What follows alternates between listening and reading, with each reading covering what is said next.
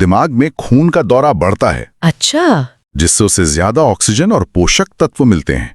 और इससे भी जरूरी बात, स्रोत बताता है कि ये दिमाग में नई कोशिकाएं मतलब न्यूरॉन्स उनके बनने में मदद कर सकता है और जो पहले से हैं उनके बीच कनेक्शन मजबूत कर सकता है। ओह। तो ये सीधे सीधे हमारी सीखने और याद रखने की क्षमता यानी कॉग्निटिव फंक्शन को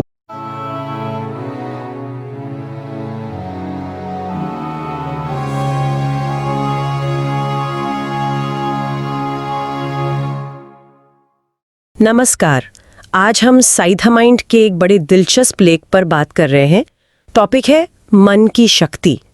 मतलब ये शब्द तो सुनते हैं हम सब, पर ये है क्या असल में, और क्या हम इसे सच में बढ़ा सकते हैं? बिल्कुल। और ये लेख ना ये मन की शक्ति को सिर्फ सोचने की ताकत नहीं मानता। अच्छा। हाँ, ये कहता है कि ये हमारे विचारों, हमारी फीलिंग्स, हमारे बर्ताव, अरे यहाँ तक कि हमारी फिजिकल हेल्थ को भी प्रभावित करने की उसे एक दिशा देने की क्षमता है। ओह। इसमें हमारी वो कॉग्निटिव क्षमता है ना, जैसे सोचना, समझना, सीखना, याद रखना, कल्पना करना, तर्क करना, ये सब।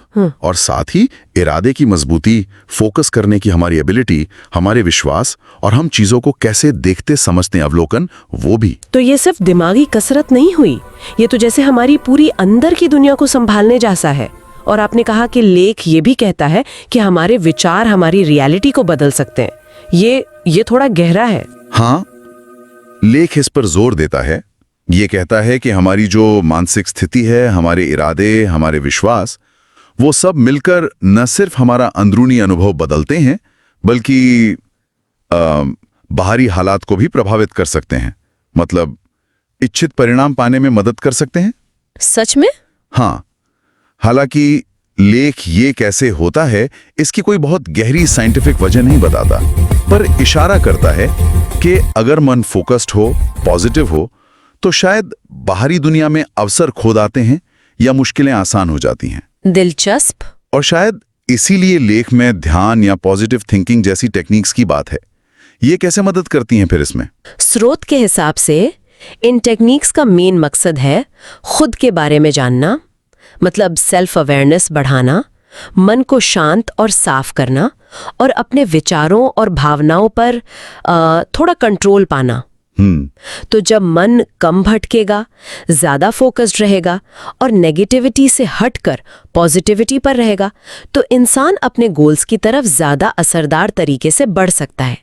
ये एक तरह से मन की ट्रेनिंग है। ट्रेनिंग, हाँ समझी, ताकि वो हमारे लिए काम करे, हमारे खिलाफ नहीं। बिल्कुल।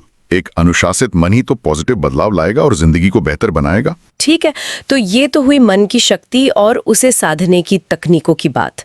अब लेख में ना इसे बढ़ाने की कई सारी रणनीतियां भी दी हैं। हम एक एक करके देखें या शायद इनको कुछ ग्रुप्स में बांट लें, जैसे कुछ शायद शरीर से जुड़ी हों, कुछ दिमाग की कसरत से। हाँ, ये अच्छा आइडिया।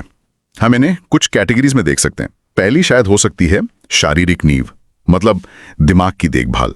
इसमें वो बेसिक चीजें आ जाएंगी जैसे कसरत, खाना पीना, नींद, जिनका सीधा असर हमारे दिमाग पर पड़ता है। हाँ, ये तो हम सुनते ही हैं कि सेहत के लिए जरूरी है, पर लेख इन्हें मन की शक्ति से कैसे जोड़ता है? चलिए नियमित व्यायाम से शुरू करते हैं। लेख इसे सिर्फ बॉडी बनाने का तरीका नहीं मानता। ये साफ कहता है कि कसरत सीधे सीधे ब्रेन हेल्थ को सुधारती है। जब हम कसरत करते हैं तो दिमाग में खून का दौरा बढ़ता है। अच्छा। जिससे उसे ज्यादा ऑक्सीजन और पोषक तत्व मिलते हैं। और इससे भी जरूरी बात, स्रोत बताता है कि ये दिमाग में नई कोशिकाएं मतलब न्यूरॉन्स उनके बनने में मदद कर सकता है और जो पहले से हैं उनके बीच कनेक्शन मजबूत कर सकता है। ओह। तो ये सीधे सीधे हमारी सीखने और याद रखने की क्षमता यानी कॉग्निटिव फंक्शन को बेहतर बनाने का एक तरीका हुआ। शरीर और मन का कनेक्शन है ये। शरीर एक्टिव तो मन भी एक्टिव। वाह, मतलब कसरत सिर्फ मसल्स के लिए नहीं, दिमाग की वायरिंग के लिए भी है। और इसी कैटेगरी में फिर हेल्दी खाना भी आता होगा, फल, सब्जियां, ओमेगा 3, इनके बारे में क्या कहता है लेख? लेख इसे दिमाग का ईंधन कहता है। ईंधन? हाँ, जैसे गाड़ी को सही तेल चाहिए ना चलने के लिए, वैसे ही दिमाग को बेस्ट परफॉर्म करने के लिए सही खाना। स्रोत खासकर ओमेगा 3 फैटी एसिड की बात करता है, जो मछली, अलसी, अखरोट में मिलता है। एंटीऑक्सीडेंट्स फल सब्जियों वाले और विटामिन मिनरल्स। ये पोषक तत्व दिमाग की कोशिकाओं की बनावट और उनके काम में मदद करते हैं। सूजन कम कर सकते हैं और उम्र के साथ जो दिमागी कमजोरी आती है उससे बचाने में भी मदद कर सकते हैं। तो ये सिर्फ जनरल हेल्थ नहीं, सीधे सोचने समझने की ताकत से जुड़ा है। और इस शारीरिक नींव का तीसरा पाया है अच्छी नींद। लेख कहता है 7 से 8 घंटे बढ़िया नींद, पर आजकल ये बहुत मुश्किल है कई लोगों के लिए। बिल्कुल, और लेख बताता है कि नींद क्यों इतनी जरूरी है। ये सिर्फ शरीर को आराम देने का टाइम नहीं है। सोते वक्त हमारा दिमाग बहुत एक्टिव होता है। अच्छा। हाँ, वो दिन भर की जानकारी को प्रोसेस करता है, फालतू चीजें हटाता है और जरूरी यादों को पक्का करता है। इसी को कहते हैं मेमोरी कंसोलिडेशन। मेमोरी कंसोलिडेशन मतलब यादें पक्की करना। हाँ, जो सीखा है उसे पक्का करने के लिए सोना जरूरी है। और तो और नींद दिमाग से वो गंदगी या टॉक्सिन्स भी साफ करती है जो दिन में जमा हो जाते हैं। स्रोत कहता है कि एक रूटीन बनाओ सोने का। हाँ, वो जरूरी है, क्योंकि नींद की कमी का सीधा असर हमारे फोकस, फैसले लेने की क्षमता और मूड पर पड़ता है। तो ये तीनों कसरत, खाना और नींद, ये हमारे दिमाग के हार्डवेयर को ठीक रखने जैसे हो गए। अब दूसरी कैटेगरी पे आए, शायद सीधे दिमाग की कसरत वाली, जिसमें पहेलियां सुलझाना, नई भाषा सीखना, ये सब। हाँ, कह सकते हैं मानसिक सक्रियता और विकास। इसमें पहली स्ट्रैटेजी है दिमाग को एक्टिव रखना। स्रोत कहता है कि दिमाग को चैलेंज देना उतना ही जरूरी है जितना शरीर को। अच्छा। पहेलियां सुलझाना, शतरंज, सुडोकू या कोई भी ऐसी एक्टिविटी जिसमें लॉजिक लगे, प्रॉब्लम सॉल्विंग हो, ये दिमाग को जगाती है। इससे नए न्यूरल कनेक्शन बनते हैं। जैसे मसल्स यूज ना करो तो कमजोर होती हैं, वैसे ही दिमाग का भी है। और इसी से जुड़ा है फिर लगातार सीखते रहना, किताबें पढ़ना, नए कोर्स करना, कोई नया हुनर सीखना। बिल्कुल, स्रोत इसे ब्रेन की प्लास्टिसिटी बनाए रखने का एक अहम तरीका बताता है। प्लास्टिसिटी मतलब दिमाग की नई चीजें सीखने और बदलने की क्षमता। ओके। जब हम कुछ नया सीखते हैं, कोई भाषा, कोई म्यूजिकल इंस्ट्रूमेंट या बस किसी नए टॉपिक के बारे में पढ़ना, हम अपने दिमाग को नए कनेक्शन बनाने पर मजबूर करते हैं। इससे सिर्फ ज्ञान नहीं बढ़ता, हमारी सोच भी फ्लेक्सिबल और तेज रहती है। लाइफ लॉन्ग लर्निंग, सीखते रहने की आदत, ये बहुत जरूरी है। इसी कैटेगरी में एक बड़ा मजेदार पॉइंट है, बच्चों के साथ खेलें। ये थोड़ा अजीब लगा मुझे, खेलना तो बच्चों का काम लगता है। हाँ, ये वाकई दिलचस्प है। स्रोत बताता है कि बच्चों के साथ खेलना सिर्फ उनके लिए नहीं, बड़ों के लिए भी फायदेमंद है। कैसे?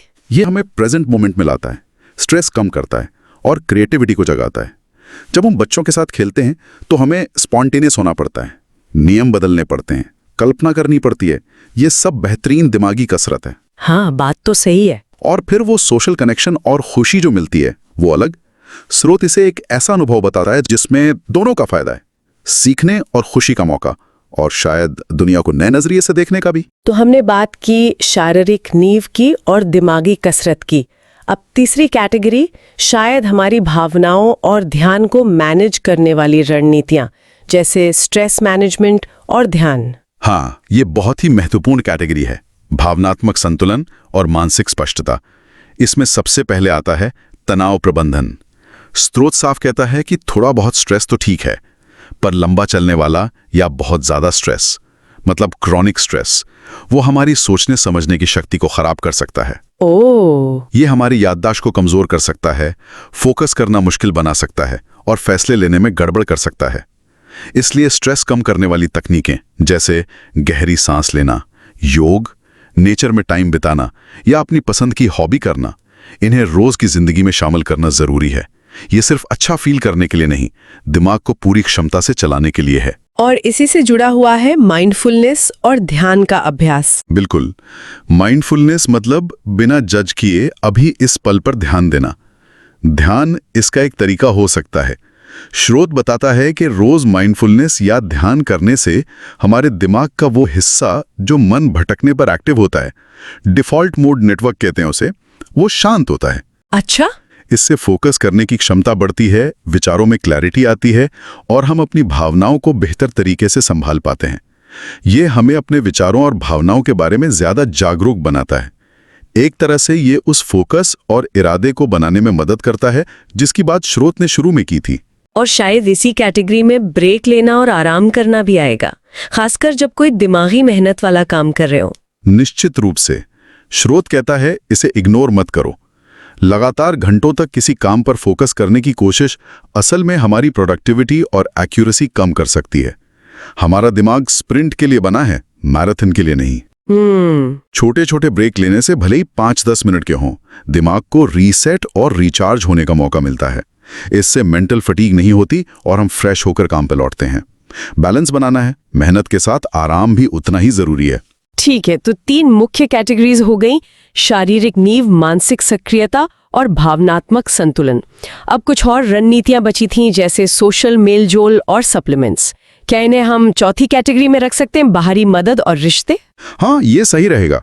इसमें पहली है सामाजिक मेलजोल बनाए रखना, दोस्तों और परिवार के साथ वक्त बिताना, सोशल एक्टिविटीज में हिस्सा लेना। स्रोत बताता है कि इंसान सोशल हैं और अच्छे रिश्ते हमारे मानसिक और भावनात्मक स्वास्थ्य के लिए बहुत जरूरी हैं। सही बात है। दूसरों से बात करना, विचार शेयर करना, अलग अलग नजरिए सुनना, ये सब हमारे दिमाग को उत्तेजित करते हैं। सोशल सपोर्ट स्ट्रेस कम करने में भी मदद करता है और अपनेपन का एहसास दिलाता है। अकेलापन महसूस करना वो दिमागी गिरावट के बढ़ते रिस्क से जुड़ा हो सकता है। और आखिर में स्रोत कुछ सप्लीमेंट्स का भी जिक्र करता है, ओमेगा 3, विटामिन बी। क्या ये लेने चाहिए? स्रोत ये तो बताता है कि कुछ सप्लीमेंट्स जैसे ओमेगा 3, कुछ B vitamin, B6, B12, vitamin C और जिंको बिलोबा जैसी जड़ी बूटियां, इनकी स्टडी हुई है ब्रेन फंक्शन सुधारने के संबंध में। लेकिन, और ये बहुत जरूरी है, स्रोत यहां एक बड़ी चेतावनी देता है। क्या? कि कोई भी सप्लीमेंट लेने से पहले हमेशा डॉक्टर या किसी हेल्थ प्रोफेशनल से सलाह जरूर लें। सबकी जरूरतें अलग होती हैं। हो सकता है आपको जरूरत ही ना हो या वो आपकी किसी और दवा से रिएक्ट कर जाए। खुद से इलाज करना रिस्की हो सकता है। सही है। पोषण खाने से लेना हमेशा बेस्ट है। सप्लीमेंट सिर्फ कमी पूरी करने के लिए होते हैं, वो भी एक्सपर्ट की सलाह पर। तो ये पूरी तस्वीर देखें तो लगता है कि मन की शक्ति बढ़ाना कोई एक जादू की छड़ी नहीं है, बल्कि ये जीने का एक पूरा तरीका है। कोई शॉर्टकट नहीं है इसमें। आप बिल्कुल सही कह रही हैं। स्रोत का निचोड़ यही है कि ये एक धीरे धीरे लगातार चलने वाली प्रक्रिया है। इसमें रेगुलरिटी और कमिटमेंट चाहिए। ये जो 11 रणनीतियां हैं, जिन्हें हमने 4 कैटेगरीज में बांटा, इन्हें अपनी लाइफस्टाइल का हिस्सा बनाने से ही वक्त के साथ धीरे धीरे सोचने समझने की क्षमता में सुधार दिखेगा। ये एक मिला जुला नजरिया है जिसमें हमारा शरीर, हमारा दिमाग, हमारी भावनाएं और हमारे सोशल रिश्ते सब मिलकर काम करते हैं। तो अगर हम इस पूरी बातचीत को समेटें तो इस स्रोत से खास बातें क्या निकल कर आती हैं? मेरे ख्याल से सबसे पहली बात तो ये कि मन की शक्ति कोई रहस्यमयी चीज या सिर्फ पैदाइशी टैलेंट नहीं है, बल्कि ये क्षमताओं का एक सेट है जिसे हम डेवलप कर सकते हैं। हाँ। दूसरी बात, इसे डेवलप करने के लिए कई पहलुओं पर ध्यान देना होगा। शारीरिक सेहत, कसरत, खाना, नींद, दिमागी कसरत, सीखना, चैलेंज, खेल, भावनाओं को साधना, स्ट्रेस मैनेजमेंट, माइंडफुलनेस और सामाजिक जुड़ाव। और तीसरी बात, जैसा स्रोत ने शुरू में इशारा किया था, एक सधा हुआ फोकस्ड मन ना सिर्फ अंदरूनी शांति और स्पष्टता ला सकता है, बल्कि शायद हमारे जीवन के बाहरी नतीजों को भी पॉजिटिव तरीके से प्रभावित कर सकता है। हालांकि इस पहलू पर स्रोत ज्यादा डिटेल में नहीं गया। और यही बात मुझे एक आखिरी सवाल पर ले आती है सोचने के लिए। स्रोत ने हमें मौजूदा क्षमताओं को बेहतर बनाने के तरीके तो बता दिए, मेमोरी, फोकस, लर्निंग, लेकिन उसने शुरू में बाहरी हालातों को प्रभावित करने या नतीजे पाने की क्षमता की भी बात की थी। अगर हम इस स्रोत के दायरे से बाहर सोचें तो मन की शक्ति की वो कौन सी सीमाएं या अनदेखे पहलू हो सकते हैं जिनके बारे में अभी और जानने या समझने की ज़रूरत है? क्या ये सिर्फ बेहतर परफॉर्मेंस तक ही है या इसकी क्षमताएं उससे भी आगे है, जैसा स्रोत ने हल्के से कहा था? ये एक सवाल है जिस पर आगे सोचा जा सकता है। इस गहरी बातचीत और विश्लेषण के लिए धन्यवाद। मुझे उम्मीद है कि सुनने वालों को भी मन की शक्ति के इन पहलुओं को समझने में काफ़ी मदद मिली होगी।